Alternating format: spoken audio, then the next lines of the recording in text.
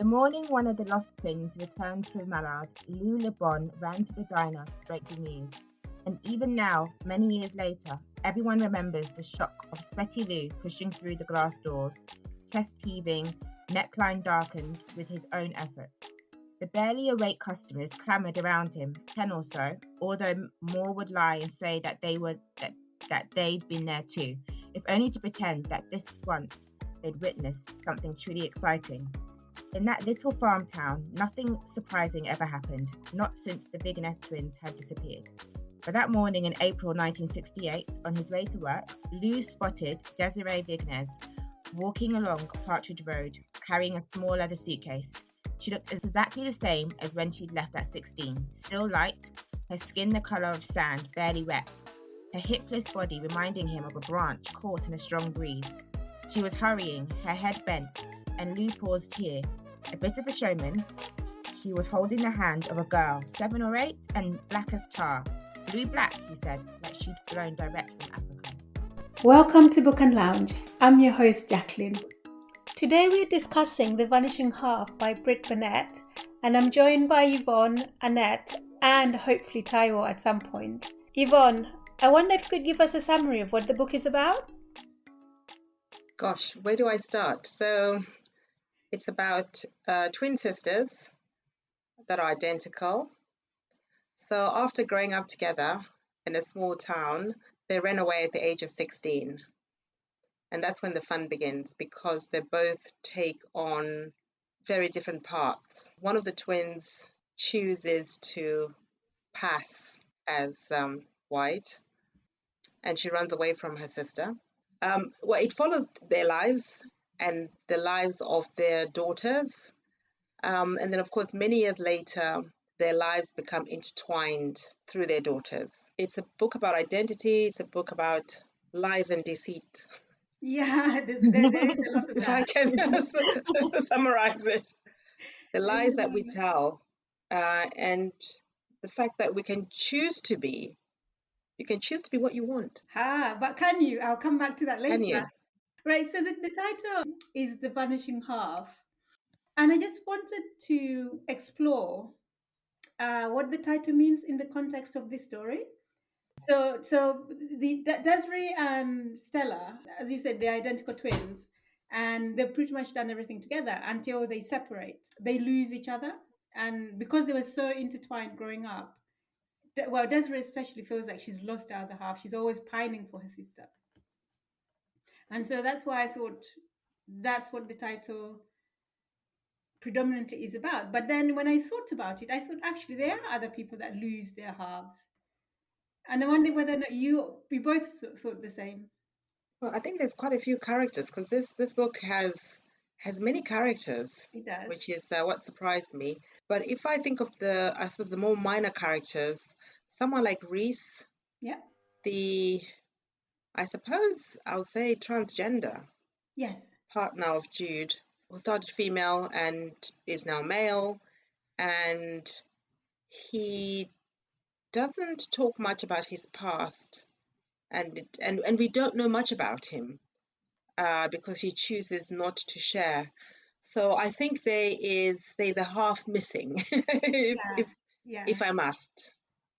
And how about characters like Barry? But also, even before I get to Barry, Kennedy herself. I think Kennedy is missing something. I agree. She's missing something. I don't know if she fully knows what she's missing. I think it does frustrate her about her mother not being very open about her past as well. And I suppose you knowing that your mum is hiding something, that's a connection to yourself, and she's not giving anything away. That's part of you missing as well, I think. And maybe just her not really knowing what she wanted to do in life and all of that.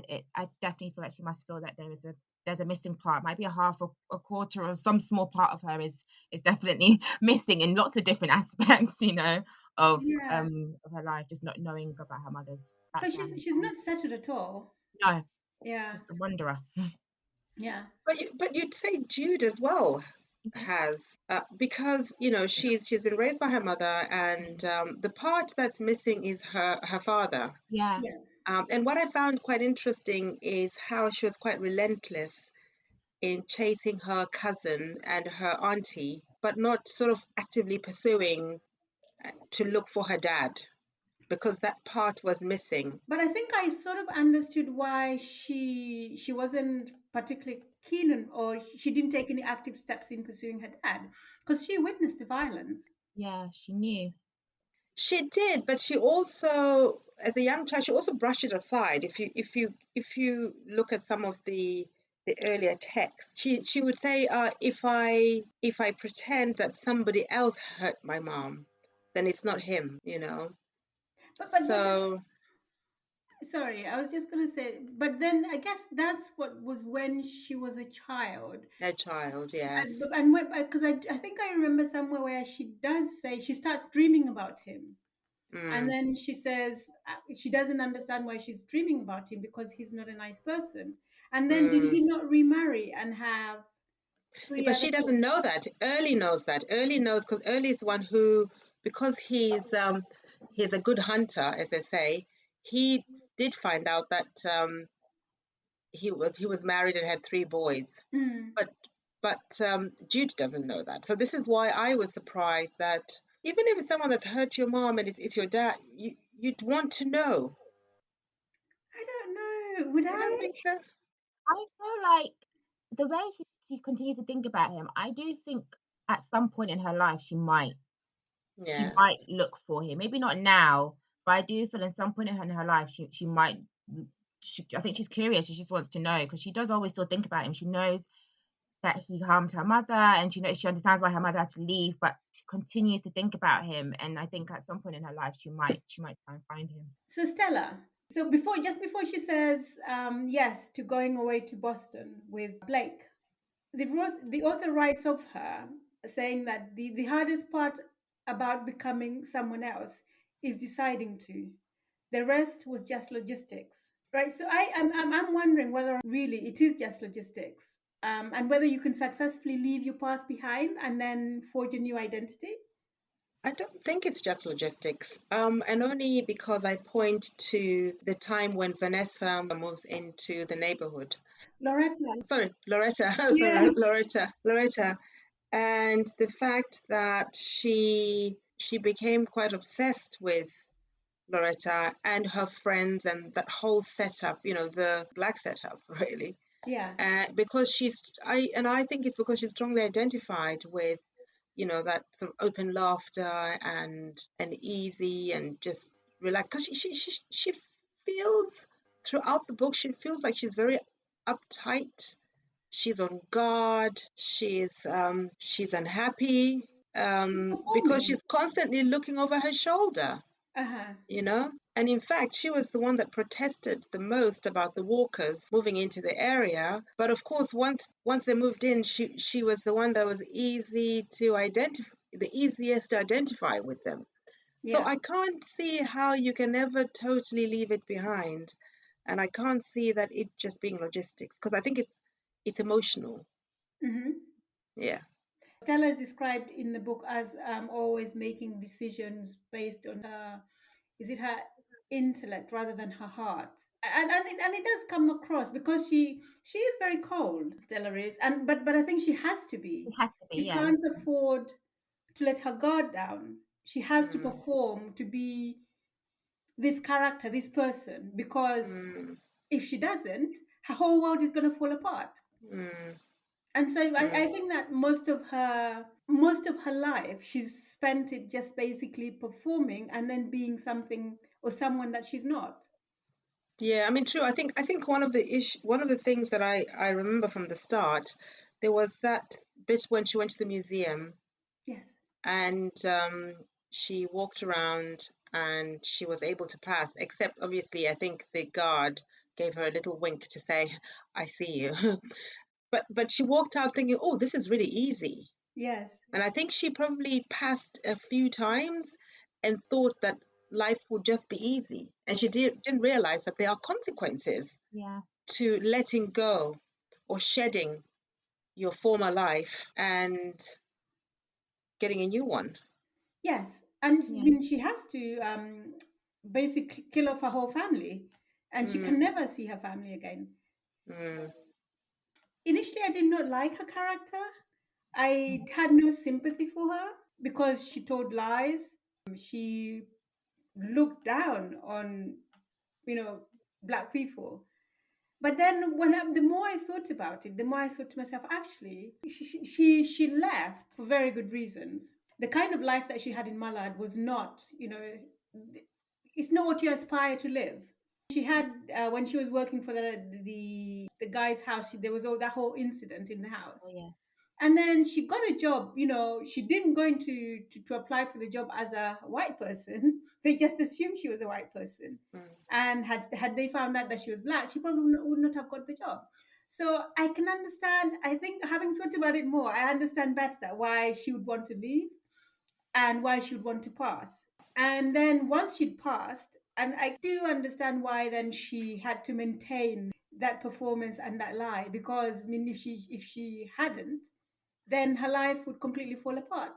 But at what cost, Jackie? Because of course she's the one that had the recurring nightmares about her father being killed. Yeah. She's the one that had the baseball bat that she slept with.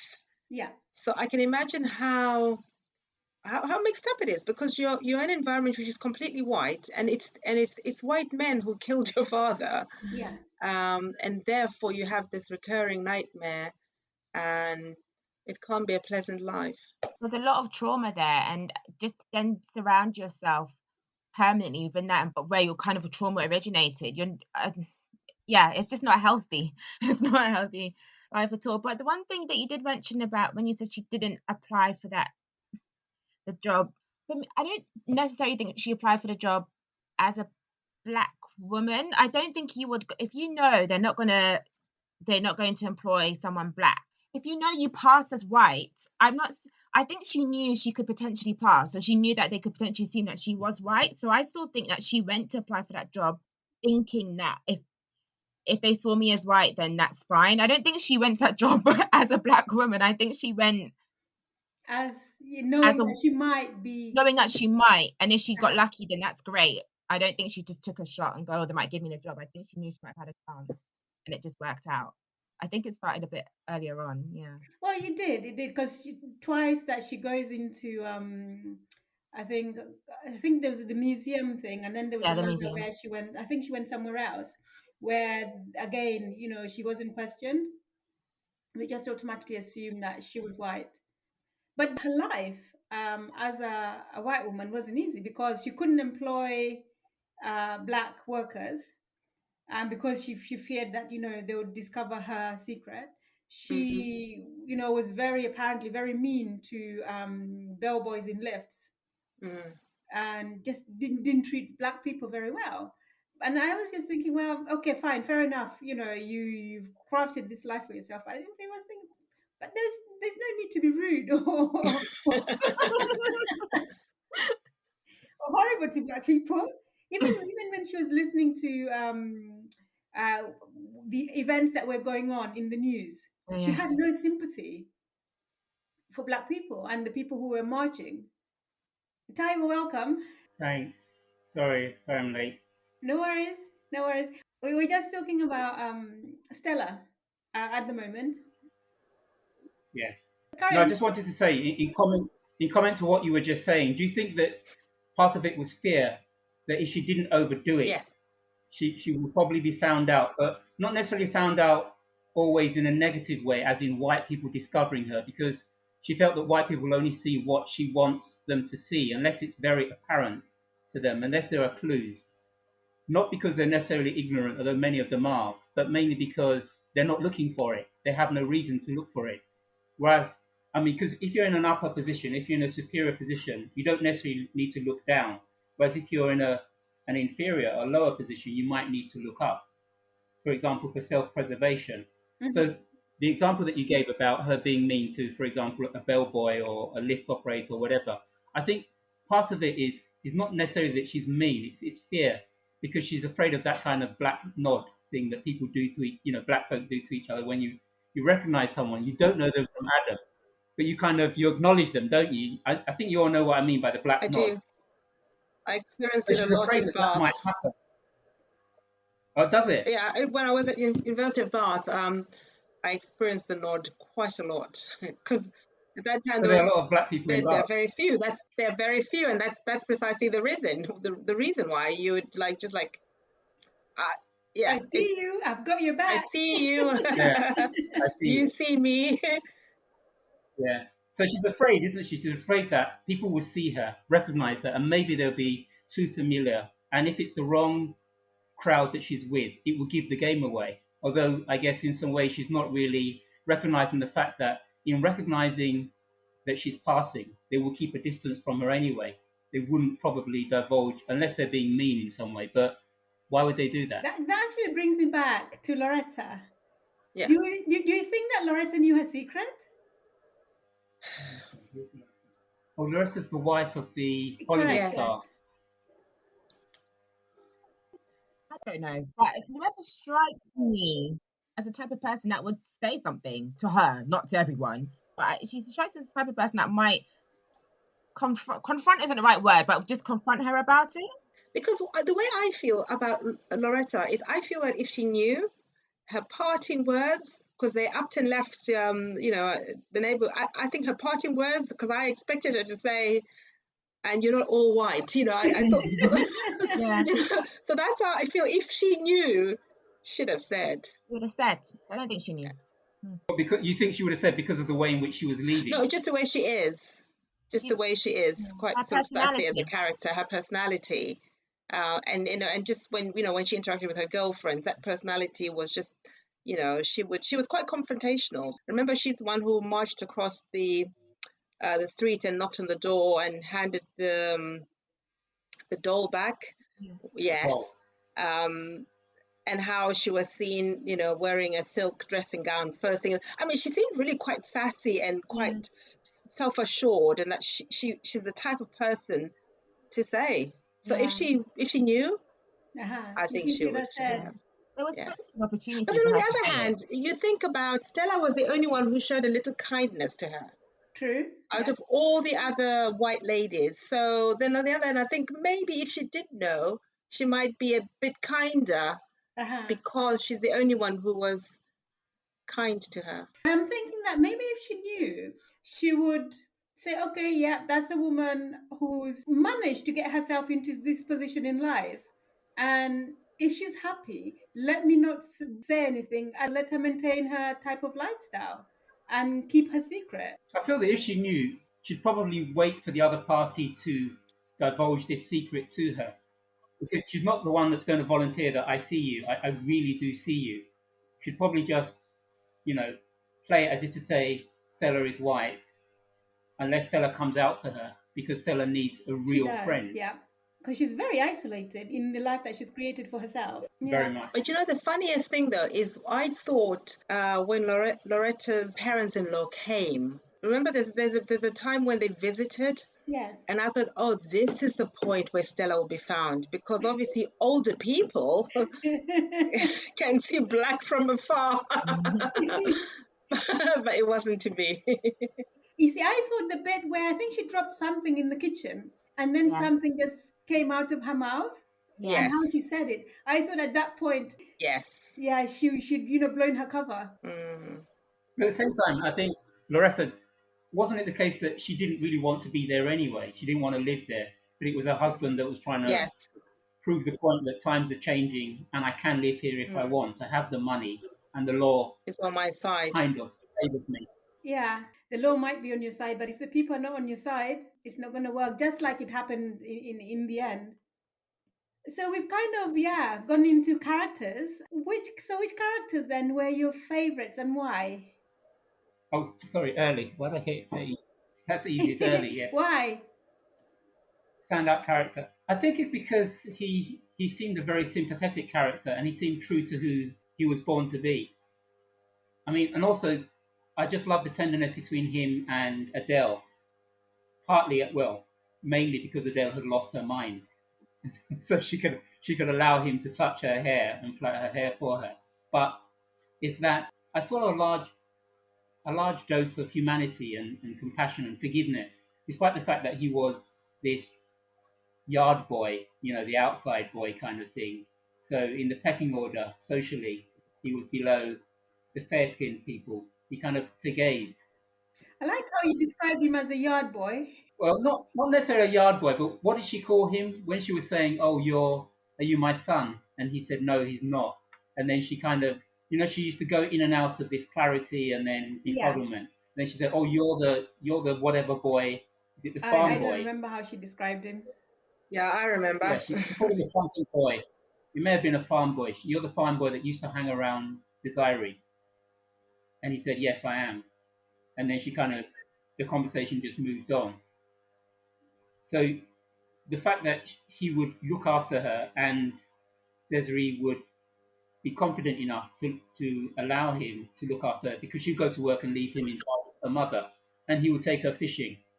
And it was almost as if to say she became like a daughter to him because of the state of her mind, which when Stella came back and saw, it's like, "Who are you?" It's like, "Well, who are you?" It was as if Stella was the stranger and he was actually the son. Yes, yes, and also the fact that he's the one that kind of caught her when she was slipping away, but he understood why she was Yeah. slipping away and then gave her a lift, didn't he? He gave her a lift to the station rather than just dropping off at the bus stop. He actually gave her a lift to the station. So, I mean, there just seemed to be so much humanity in him. And the nature of the relationship, even between him and Desiree, where although they never married, they virtually were living as man and wife, weren't they? Yeah. But how about the relationship between him and Jude? I don't know whether he actually recognized that Jude was trans or whether he just felt Jude or Reese? that because. No, she's talking about Jude. Oh, sorry. Sorry, I've got them confused. Yeah, you're right. You're talking about Jude, aren't you? The Yes. runner. Yeah, but I thought the relation between Earl and Jude was almost at arm's length, though. That's how I don't think it was. What do you mean by arm's length? I think it was that it wasn't a father-daughter relationship. It didn't seem to be. But he did not want to I thought it be. was. He did not want to replace her father. Yeah. But Mhm. in providing for her, in being there for her, in The guiding her, shoes. he assumed that relationship Yeah. because he bought things for her that the mother necessarily didn't agree with. When he caught her with the boy in the shed. Yeah, he dragged her away, and that's another example. Oh Yeah. yeah. Yeah. And he dragged away from the white boy. Yeah. Yeah, I suppose. Yeah, I thought although He bought her the second-hand detective novels, which she Yeah. loved. So I thought he did not formally want to take on the role of the father, but actually he became the father at arm's length, as you'd say. But he just formally just did not want to be identified as the father. Also, I think he went at Jude's pace as well. I think she kind of kept it at arm's length too. I'm not sure. I think he just went at Jude's pace, and if she wanted more from him, he would have given it. And if she didn't, then he kept his distance somewhat. I think it wasn't not a father daughter relationship, but it wasn't at the same time. Yeah, I think he went at Jude's pace. I didn't see it as arm's length, though. I saw it as simply a father-daughter relationship because there can be many types of fathers in the same way that there can be many types of daughters. And he didn't need to be her biological father to act as a father to her because that's what he was doing. He was guiding her. I mean, her own father could have been not necessarily an all-embracing, totally loving, close father, and yet he would still be her father. So why couldn't Early be a father even though he's not biologically her father? I think he fulfilled the role that a father did. He cared for her, he nurtured her, he protected her. Even when she didn't know that she needed protection, he protected her. Oh, my favorite. Oh, shall I say my favorite character? Yep. I think it was Jude, actually.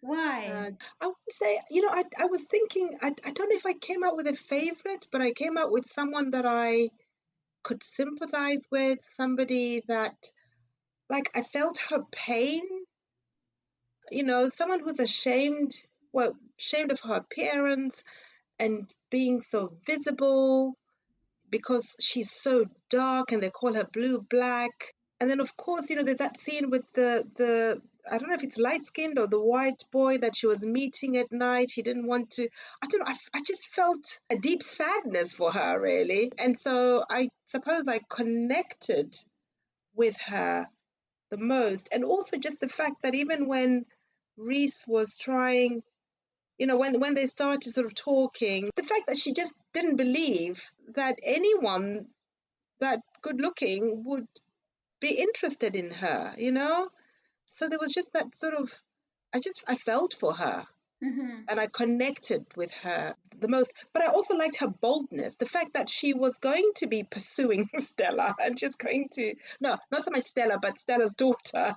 And Yes. she's going to make things uncomfortable. In fact, I felt like she in a way became the glue between all the characters.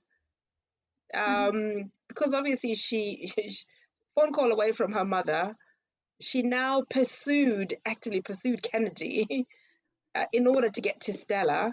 And then even in New York, when she didn't have to, because she had to deal with Reese and the operation, I know she's going to whip up that photograph and say, there, I liked that boldness. I liked the fact that she was ambitious. She got the scholarship. And anyway, I liked her relationship with her grandmother, however awkward it was. The part I liked the most was when she decided she's going to use skin lightening cream. Yeah. And then her grandmother said, that's not the way.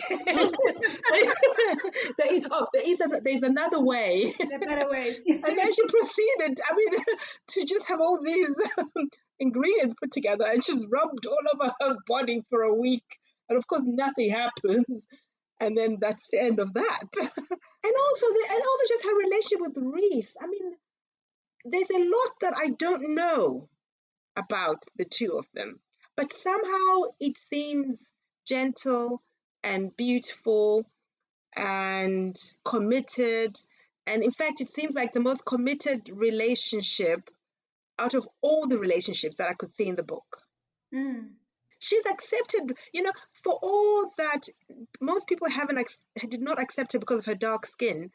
She's accepted Reese and is Yes. actually actively No trying to questions. help him sorry? Without asking any questions. Without asking any questions and actively working hard and trying to save up all this money for him to have this big operation.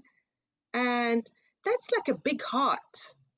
Mm. So I think she's the one I connected with the most. How about you, Annette? Which Um, characters, it's the same with if everything any? that everyone said about Jude is exactly how I feel about her as well. Oh, really?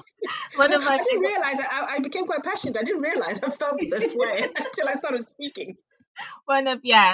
Jude, one of my favorite characters, but also Reese, just because I found him to be very patient, and also like incredibly loyal as well. And I just think that they really complemented each other so well. Learning how to communicate with each other and how he was slowly opening up to her. He stood by her, but I don't think he was also afraid to kind of speak up if he disagreed. And yeah, I think just his patience and his loyalty and how strong he was, and with everything that he's gone through in his life, and as to where he's gotten to towards the end, he's very ambitious. He's built a really good network, like a family around him as well, especially moving to somewhere new and having to do that on your own. I think that's quite incredible. So yeah, there's a lot of strength within him, and they just both seem like very, very genuinely good people with big hearts. Like, yeah, Mm.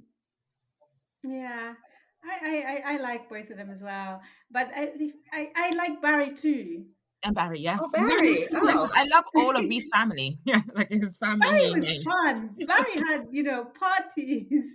He had all these parties. He had all these people coming around all the time. But on top of that, he was another really compassionate person because he found Reese on the streets and took him under his wing. And then when they were going through their issues, he guided them. So it was sort of like a either older brother or uncle, Uncle. Mm. yeah, who was always there for them, was always guiding them, but at the same time making sure that they actually had fun along the way. So I quite like Barry. and actually, without Barry, I guess Jude would not have found Kennedy. So in terms of the storyline, Oh yes, because he was in the play. Yes. because he was in the play, Yeah. You mentioning storylines. So we met to discuss this, as a big group. There was a bit of disagreement with regards to the storyline and the coincidences and how how how people found each other and how the story gelled together. So you mentioned it was because of Barry that Kennedy met Jude. Jude. I guess the argument was over, of all the people in LA to be working at that party, right? It had to be Jude, and then also in New York. New York, yes. Of all the hotels, it had to be that hotel. New York is a huge place. And I think the coincidences was one of the things that we just think, nah, no, that's just not credible. But do you think that made the story not work? Because I felt that the story still worked anyway. Yeah, the story works because of those coincidences. I think without without those coincidences, it wouldn't work, right? I thought they were all very natural coincidences. I said that they were very believable. It's something that could easily happen. The world is small. The only one I was a bit like, no, was the New York. New New York is very York. big. I mean, New That York one was I the was like, one. oh, yeah, I was like, come on, that's just a bit far fetched. But everything else, very believable. The book has a lot of characters, as you've said earlier on, Yvonne. It spans decades, and then it goes back and forth quite a lot. There's a lot of flashback, and yet I felt compelled to read this book. In fact, I think the last half of it, I read non-stop. When I got to that bit with the wine, I just had to find out. I had to find out what would happen next. And then the next chapter, no, didn't. I still hadn't found out. The Yes. next chapter, I still hadn't found out. Like, I have to find out. And I just wondered, what is it about the author's writing and her style of writing that keeps readers so gripped to the book and to the story? I think that's precisely what I thought was beautiful about the book, because you'd get to the end of a chapter and then there's this thing that happens, and then you turn the next page and it's a different story. So you kind of in suspense. It made me a little bit anxious. I was like, what's happening? What's going to happen next? Because especially the windings, I thought, okay, did Stella look up and see the girl? We didn't know, so we had to wait several chapters later. And then, of course, there's that part where Jude confronts Stella in the outside, in the smoking, I know who you are, da, da, da, and then it just sort of stops there, and then something else is happening. And I found that really intricate and interesting, and I know it goes back and forth, different characters, different timelines, but I didn't find it that difficult to get into. Mm-hmm. And once I got into it, it was very easy for me to read. I was quite intrigued, actually. I think it's because she paces it so well. I mean, I haven't read the first book, is it The Mothers? But I mean, you can see that she's really a very adept storyteller. The way she grabs you, she crafts the story in a way that it really does engage with you, and you engage with it, and you want to know what happens. But she asks for patience, and she keeps you waiting rather than just giving it to you all at once. She kind of spreads it out. The skill of a real storyteller, the skill of an author that is confident with words and knows how to pace the story in a way that keeps you engaged. I thought she did it very well. Right. I mean, at the beginning, she opens the book with this character walking into a cafe, starting this story, and everybody else wanting to be part of the story, saying that they were there.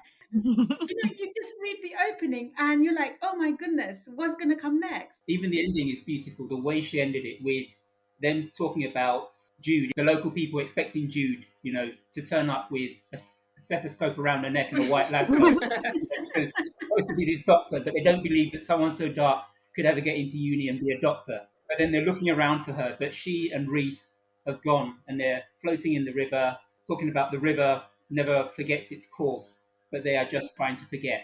The way she ended it was just so kind of lyrical. I'll come back to the ending, Tayo. But actually, that's so interesting talking about the ending. Oh, sorry, I was gonna jump in there because I thought that was really okay. We'll wait for carry on. No, what I was going to say, because I was thinking, what's the symbol? Because obviously, Reese takes off his shirt, and actually, Jude, she completely takes all, I mean, like literally, she was comfortable in her skin to be able to take all her clothes off and to jump into the river, because there was a moment somewhere in the book where I think they went swimming, and Jude was reluctant to take off her clothes or to go swimming because she didn't want all the people to see all this blackness. And of course, Reese had reasons because obviously he was bandaged, but it felt quite freeing at the end, especially the ending where they were able to just be free and just jump into the river and just be themselves. And also the location, because they're in Mallard. So being in Mallard has so many connotations for Reese. No, not Reese. Jude. So it's very liberating for Jude to actually feel she can do that. Seen. Yeah. Yes, in Mallard of all places, because growing up in Mallard, I guess that has scarred her for life. I was happy with the final ending with the two, with Reese and Jude, but I was not happy with Desiree and Earl, because it all was like, okay, so a year later they sold the house, they moved to another town, she was working in a call center. It just seemed all a bit, I don't know, it wasn't. But to be fair, I guess for me, if you look, we never talk about Desiree herself, because it seems like Desiree, everything that happened to her was right at the start of the book. Yes. She was the bold one. She was the one that, asked her sister to leave. She was the one who, married the darkest man in town, or alive, if the book would have us believe. She was the one that was abused. And then she's the one that was dragging. No, she wasn't. It was Stella that was abused. No. Okay, abused by not in the workplace. Abused by her husband, Sam. By husband, yes. Abused by her husband, Sam. But it all right at the start of the book. Abused by her husband, Sam. She's the one that was dragging the black child, and it almost feels like then she works for this cafe. It always feels like that's where her life really. It just sort of ended, and it didn't. You mean because she went back to where it began? Yes, but the rest of the book, there's nothing interesting about it. I have to say, other than that, right at the start. That's how I feel. You think it's because she became her mother's carer? Yes, but that's ordinary life. That's what most people do. It's not interesting, and it didn't captivate me. In fact, Adele captivated me more, the mother. I don't know if her becoming her mother's carer would have been the reason, because I think there must have been at least, I don't know, 10 years before Adele maybe started to deteriorate, and she was still there. I actually don't think whether Adele became ill or not, I don't think that would have made a difference. I don't know what happened to Desiree, because obviously, like you said at the beginning, she was very ambitious and confident to get out. I don't know what happened to her, but I don't think it would have made a difference. Even if Adele was fine up into her old years, I don't think she would have gone anywhere. I don't know what happened to her. Maybe Stella leaving her really affected her so much she just became stuck. But I think she still would have been there regardless. And it's a shame that she just seemed to have lost that zeal. But yeah. You think maybe the abuse from her husband, the domestic violence, and the fact that she'd gone back to where it all began. She'd gone back to Mallard. The first time that she left Mallard, is neither of the twins left on their own. They both supported each other in order to make that break. Although at the time they were 15, 16. Mm-hmm. So maybe they needed that mutual support system that they had as a set of twins. But then being almost forced to go back, and to go back with this very dark child, it's almost as if to say you're forced you into a position of defeat, and then you retreat, and then you can't find a way to use Mallard as a springboard to then go somewhere else. Even when she went to the police station, where she tried to apply for the job for the fingerprint thing, and when he found out she was from Mallard, he said no, and that was it. It's like, well, keep trying. Like, that's not the only place you just.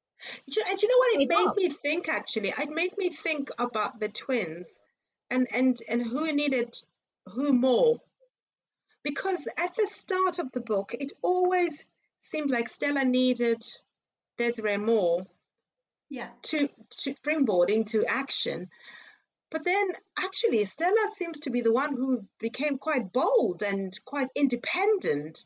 And this is why I feel like when Desiree went back, okay, you were there for a year, and you go with this dark child who is going to get humiliated, and you keep lying to her every single year that yes we're leaving, and you never do. Why don't you leave? And it seems it's not just about Adele. She seems stuck. Leaving her husband and, the relationship with her husband knocked her confidence. Mm. She was also affected by the fact that, her sister had upped and gone. And she just, I think, because she had a daughter, she had to also put the interests of her daughter first. I think that's why she stayed. She was comfortable. She had a roof over her head, and she had this job in the cafe. And then Early kept coming and going. Oh yeah, perhaps it was Early more than anything else actually that kept her. Early would come and go anywhere. If she'd gone to New York or I don't know, somewhere else, Early would have found a way to come and go from there. I actually felt like he kind of built her confidence a bit more. So I don't know. He would have gone wherever she was. It was a bit confusing. I know she maybe wanted to put Jude's like interest first, but also she had the worst time at school. So And also she knew her daughter would have the worst time because, lightness was all that mattered in Mallard. So, even when her daughter came complaining about the way they were treating her, she was more like, oh, don't mind them, come on, why don't you just go to a slightly bigger city which is a little bit more cosmopolitan yeah. and just, do right by your daughter and also find a little bit of ambition, which evidently you had when you were very young. But, perhaps as you say, the husband Sam and, the abuse may have done lots of damage to her. You mentioned Stella being the quieter one and Desiree being the wild one, the one that was always speaking up for both of them. She became bolder when they got to New Orleans. And also, Desiree was an actress. Mm. Well, she wanted to perform and be the actress from the very beginning, whereas Stella was the academic. And I feel that they sort of changed roles a bit because it was Stella who now need to put on the performance of her life to become who she became. And But where does the acting stop? sorry, Where does the acting stop and where does real life just kick in? well, the acting never did stop. I mean, because if you're acting a role, it's like if you're going undercover if you're going deep undercover, like, what's that film? The one with Leonardo DiCaprio and where he goes so deep undercover that he forgets that he actually was a police officer. He becomes such a kind of crook. Uh-huh. And where those kind of films where you have one person in the police force that is your handler, but something happens to your handler, and you've gone so deep undercover, you forget, you become this person, this crook, this way of life. Your loyalty is to the mafia family that you've become part of, and you've kind of gone rogue. Yeah. So in the same way with Stella, you become a white person to the extent that can you say that you are still acting year after year after I year? don't think Stella ever became a white person, though. Do you? Well, I mean, it's like she said, how did you learn how to speak this way? She said, oh, I used to watch television, all the time to learn how to speak this way. I'm not saying that she wouldn't switch back, but it's all about context, isn't it? When you're in the world with your husband and your daughter, the white world, then are you really acting anymore, or is this just who you are? You're performing. I don't think she ever lost that identity of where she came from and her background. I think she just was always performing because she always had to be on guard that her black self did not come out, that no one recognized her. So I don't think that she ever transformed fully into a white person. Because she wouldn't even have felt comfortable. I mean, I don't know how comfortable she felt, but even with Loretta and her friends, if she really had transformed completely, you wouldn't have felt that comfortable sitting there laughing and joking with them. So, and obviously when she slipped up a bit when she dropped something. So yeah, it was always within her. I don't think it was completely removed. And then, I mean, she does lie to her daughter a lot. And we actually haven't spoken very much about Kennedy or even Blake. First of all, actually, can we just contrast and compare the relationship between Blake and Stella and Early and Desiree? I found him a bit dense. I don't know if that's the right word to use. He's just less than Who's smart. dense? I don't know. There's not much going on. It's Blake, about Blake. yeah, there's just not much going on up there. No, but I still maintain that position that as a white guy, and you're looking at the world through the prism of your whiteness, your privilege, your white privilege. Why do you have to see things that maybe a black person would say this is staring you in the face? Why do you have to see it? You don't have to see it. So it's not. I don't think it's necessarily that he's stupid. he just doesn't need to see it. It doesn't really impinge upon his worldview. It doesn't affect him directly. Why do you have to see it? I'm beyond that Do as you a think white he man. should have been just a little bit more curious though, about her background Yeah, and where she came from? No, but Why not? she's beautiful. She's beautiful. She's a woman. Isn't that enough? But That's I think, enough. you've got to start where with how the relationship starts and the power balance. She's his secretary, Hmm. he's the boss, and she wants that life. It is as it should have been. I think it became difficult when she started wanting to study and to better herself and not just be a housewife and marking papers when she should have been paying him attention. I think that's where the tension started. But I think actually Desiree and Early's relationship seems to be quite beautiful and sweet and gentle. And I like the fact that he can float away for months and come back, and life carries on. The romance continues to blossom. They don't need a wedding ring. They don't need it. It almost seems unreal, but in a sweet, lovely, beautiful way. But in some ways, wouldn't you say that it's like a married couple that maybe he lives at one end of the road and she lives at the other end of the road, and they meet up at weekends, but they're both living a separate but a joint life on their own terms. I mean, she recognizes that Early as a hunter, this is what he does. This is what virtually he was almost born to do because of his background, but also because of the gifts within him and his own personal qualities. And she accepts the fact that he will come and he will go. But she also believes that as far as they are together, they are together. So she's still like his main squeeze, if you want to call it that. Unlike with Blake, where Blake he doesn't really need to. I don't think he felt threatened by the fact that Stella wanted to improve herself. I felt that he maybe was more. Why do you need to? We have more than enough money. Why do you need to bother your pretty That's little why I head? feel Stella and Blake's relationship just feels more transactional as opposed to you're the trophy wife, you're beautiful, yeah, you can also type great, but actually you're really beautiful and I've got lots of money and it works. yeah. Whereas Yes, with Early, and well, Early has no money anyway, and it's just it feels more equal and just more romantic and beautiful. Yeah. wouldn't you say though that Blake and there's a Like, sorry Blake and Stella that there is a more it's a more realistic portrayal yes, of a yes. relationship in that much of the time white men are in a position of superiority financially, economically, socially compared to the woman that he's going to end up marrying. In, And in so most he in most cases, yes. Definitely at that time. At that time, yes. okay Yeah. good at that Yes, time, yes. definitely. I mean, it still happens now, but I think at that time it was much more predominant because women, when they worked, could only do certain jobs, and then even when they were paid, not that they're paid any much better now, but yeah, it was much less then.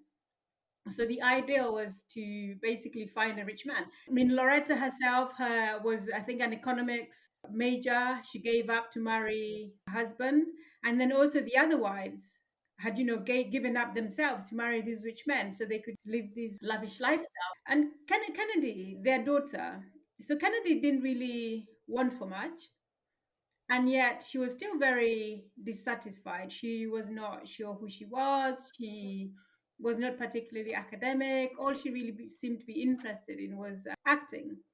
Kennedy came across as a spoiled white girl, and because her parents were rich, yes, because her parents were very wealthy, and I think it also tells a story that when you're okay, maybe white and wealthy and well-to-do, if you're not careful, your children just float around with no ambition, with no direction, because it's all been given to them in a platter. Whereas if you look at Jude came from nothing, and this is this is the ambition, and this is why she was trying to be a doctor. So yeah, I think with Kennedy, her lack of ambition or interest is because she comes from a well-to-do family. She doesn't need to push herself. She doesn't need that focus and direction.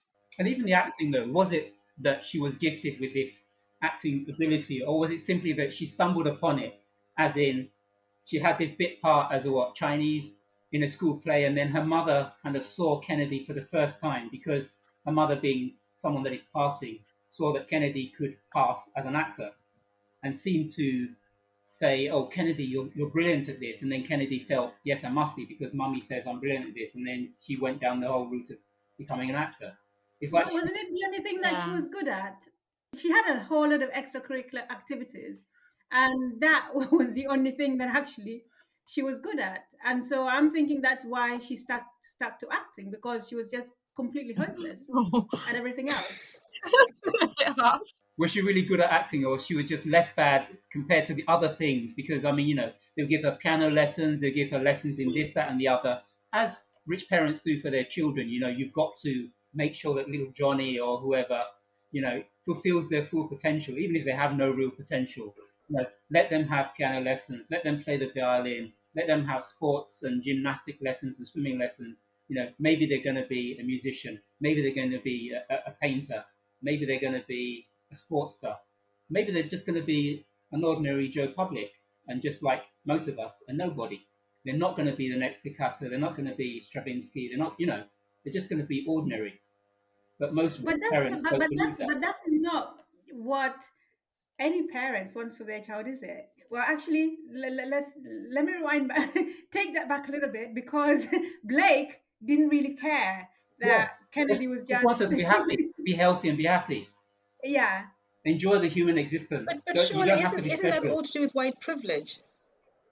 Well, It's white, exactly. That's white because people he's can coming from a afford place. to think like that. Yeah. I mean, for Jude couldn't think like that, because she had her blackness to deal with, and lots of other things that were not on her side. But don't you think black upper class and middle class people can also think the same thing?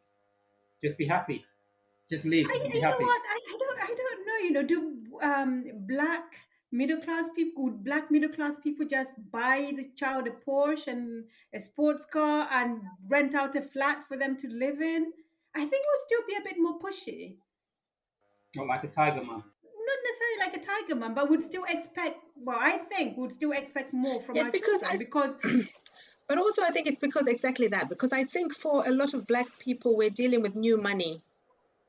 A lot of people, a lot of white people is old money, it's old inherited money, and old money is comfortable, it's wealth, it's, you can relax, you can live for the rest of your life in comfort and not worry. New money, you make 1 million, you best be careful, you might spend all that money and be left with nothing. So you're still on your toes, I feel, with with new money, and I think a lot of black people have that. But to be fair though, Kennedy does become a real estate agent at some point. Yeah. Because no, but like even when reading through, she even had me convinced that she was better than she is. Like I kept thinking, oh, someone just gave her a chance to really do a serious play or like a really serious drama. Because I don't know, I think it made out as like she wasn't happy with these soap opera roles and all of this. So I even kept thinking, well, she must be even more amazing than like people just aren't giving her the chance. That's how I read it because she got me convinced that she was an incredible actress. just going back to what we were just discussing, as a black parent, you want more. It's not just about being happy. It's also about being successful and making something of your life, because no matter how much money you make, I guess as a black person, you always have other issues because society is not going to accept you, no matter how rich you are. You're talking about living in the global north. Society's not going to accept you no matter how rich you are. Yeah. Well, we are living in the global north, so yes. I mean, I guess on the continent that would be different. Yes. Yeah. But it's still that issue, isn't it, of the way that they guided Kennedy. I mean, their parenting skills were strange. I mean, the kind of thing where your child cries and you give it something to stop it crying rather than maybe just sometimes letting it cry because it wants to cry. It's not going to harm it too much. She needs a car, you buy her a car. She needs a flat, you buy her or you give her a flat. Why do you make things so easy for her that she cannot generate any purpose in her own life, any real ambition? because you're taking it all away by making it too easy for her. And also, she goes to Europe, spends all her money, and then she comes back, and just because. Yeah, and she's just welcome back. One thing I did actually want to ask: why do you think that Kennedy and Jude, or more Jude, keeps in touch with Kennedy? Is it blood? Yeah, family. This is why I go back to what I was asking right at the start. That, I mean, the way she actually pursued a cousin and an auntie. I mean, she was As a quite stalker. sorry, As a stalker. almost like a stalker.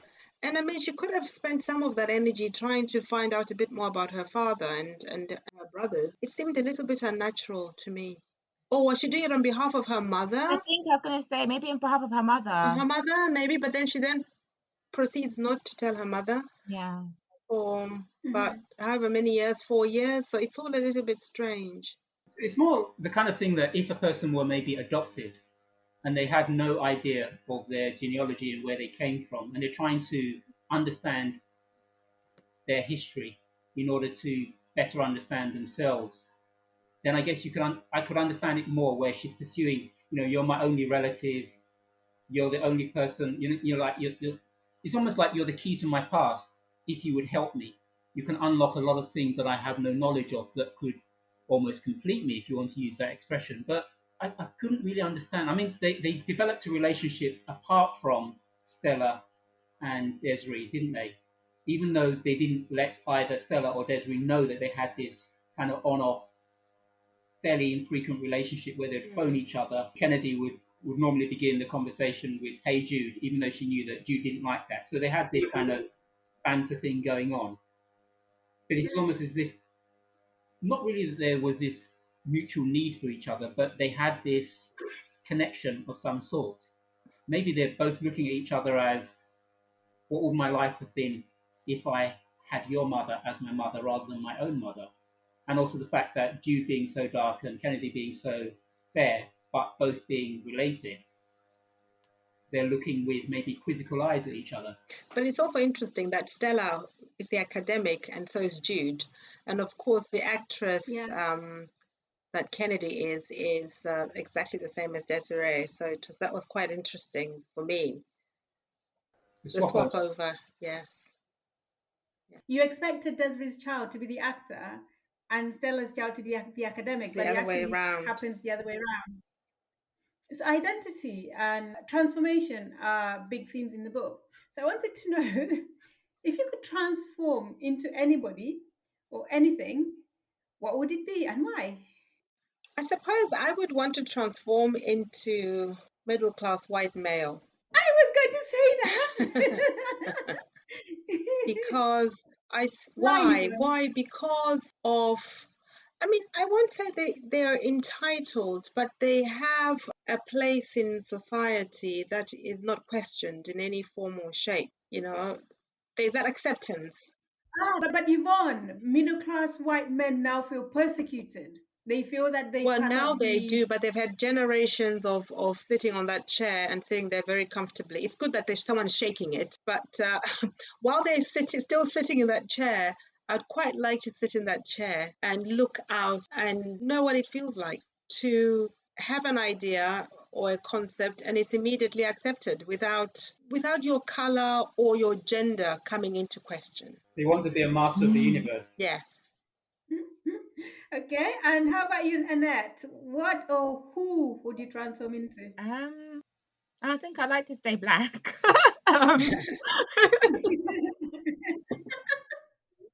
That's good.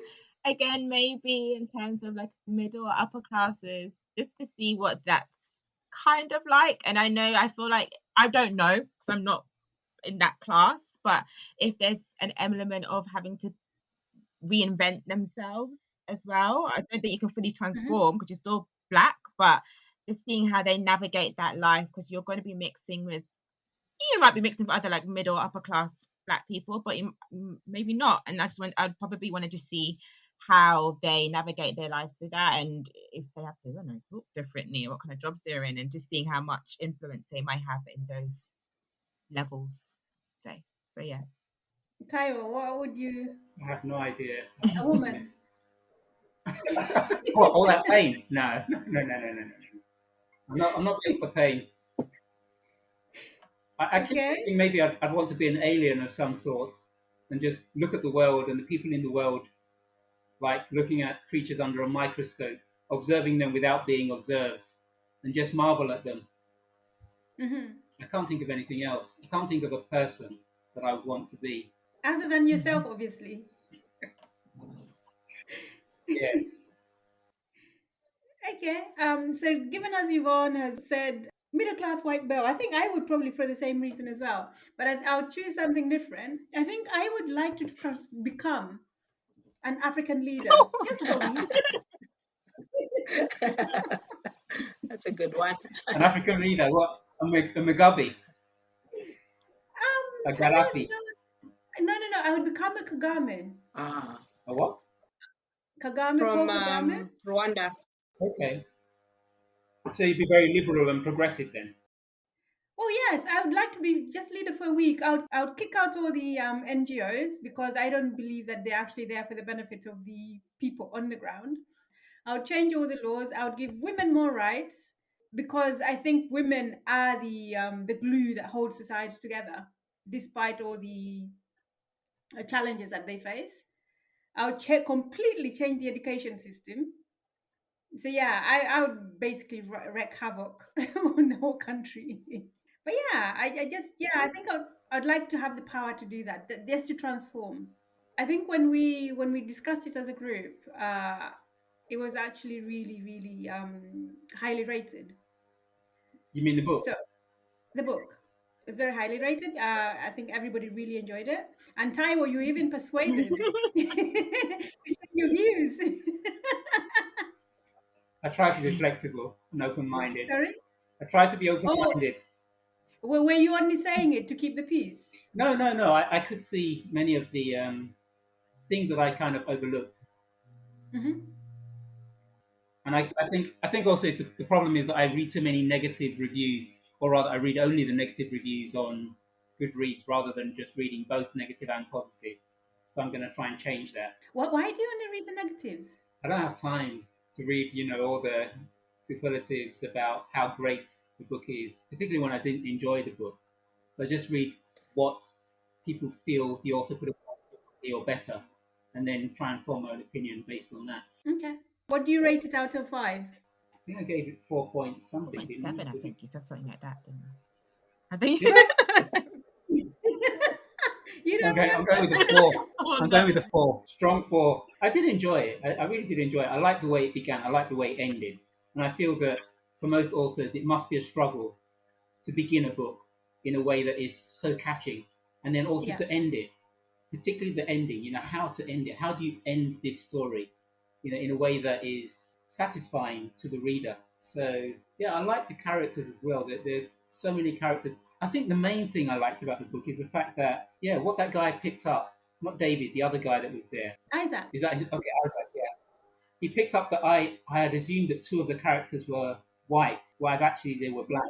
And he pointed out that every character in the book is black unless they actually say that the character is white. And he was saying that the way I've read it is the way in which we've kind of been conditioned to read, because generally, living in the global north, most books, used to be white characters. And so I've read it making what would normally be valid assumption. But I think that was really well done, the way the author has flipped things on its head almost. Everyone's a black character unless she says that they're actually white. That made me think. And then the other thing, sorry to go on, the other thing is the relationship between Jude and Reese made me think that there are many types of family, and it made me see that there are many types of family. It really brought it home to me. Mm-hmm. What really stood out for me from that relationship is the fact that she just accepted him for who he was. No questions asked. She just was happy for who he was becoming. She was happy to support him. And yeah, they just got on with it. And how about you, Annette? 5 stars. Just think it's an amazing book.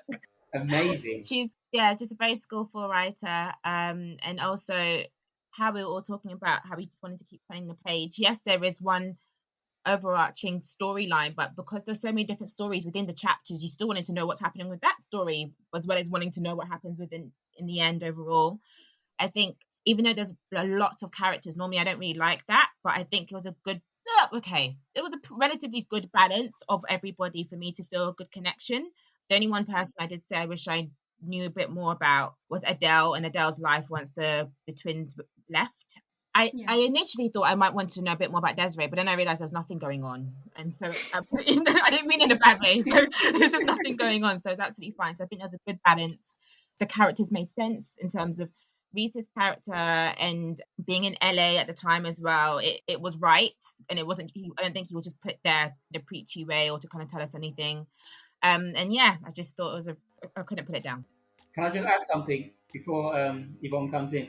What Annette just said in terms of the times, I felt that the author really did that so well. There was a part where she was talking about the AIDS epidemic. Yeah. She kind of touched on it, but she touched on it very lightly. But she actually really kind of caught the whole idea of young men dying, and then she just moved the story along. But she really kind of grasped the issue of a lot of people not fully understanding this disease, but it's killing a lot of people. I really love this book, so I would give it 4 out of 5. How many? 4 out of 5. Why? I loved it. I mean, okay, 4.5. I don't know. I mean, I think it was deep. It was, it was multi-generational. You could, there's so many plots and twists. I couldn't put it down. And the whole thing about secrets and how they can be so corrosive, identity. You have to read it. It was fabulous. I just loved the book. I couldn't put it down. I started reading it on Friday. By yesterday, I'd finished it. And of course, I've been telling everyone in my house, oh my gosh, you will not believe this. And I was trying to explain the plot. And James was like, okay, so what happens now? I'm like, look, it's too complicated. I can't explain, but you have to read it. And when I say to people, you have to read it, you know it's going to be really good. So many layers. Beautiful. Yes. I like the multi-layered part of it as well. I mean, there's so much going on. And yet, despite having so many characters, you never really lose track of where you are and of who's who. And I just like how she describes things, how she constructs her sentences. I give it a 4.5 out of 5. And they only take away the 0.5 because it was slow at the beginning. I felt that it was only until I got like halfway through that I was like, oh my God, I have to finish this like now. Before then, I thought, this is taking me time. But I understand why it was slower because she was setting the scene. So I completely get that, but still, 4.5 out of 5. And definitely recommend it. So thank you, Yvonne, Annette, and Taiwo for joining me today. I hope you enjoyed the conversation. Yes, I did. And thank you so much for listening. You can join the conversation on Twitter, Instagram, or LinkedIn. Just search for Book and Lounge. Till next time, bye-bye.